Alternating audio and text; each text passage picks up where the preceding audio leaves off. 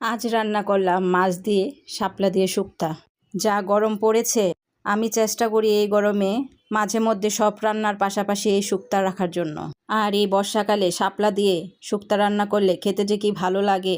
আমি প্রথমে কড়াইতে তেল দিয়ে হলুদ আর লবণ দিয়ে 2 পিস মাছ ভেজে তুলে রেখে দিয়েছি। তারপর ওই তেলে ফোড়নে দিয়ে দিয়েছি সরিষা আর রাঁধুনি। তারপর কেটে রাখা সবজিগুলো দিয়ে হালকা নাড়াচাড়া করে দিয়ে দিব পরিমাণ মতো লবণ।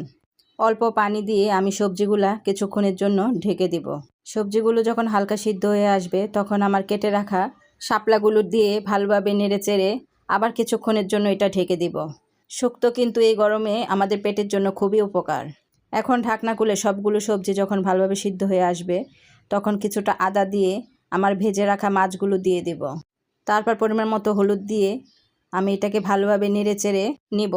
শুক্তো কিন্তু একটু গলা গলা হলে খুব ভালো লাগে। এখন অল্প একটু চিনি দিয়ে নাড়াচাড়া করে নিলেই তৈরি হয়ে গেল আমার শাপলার শুক্তো। শাপলা দিয়ে এইভাবে শুক্তো রান্না করলে এটা কিন্তু খুব ভালো লাগে খেতে।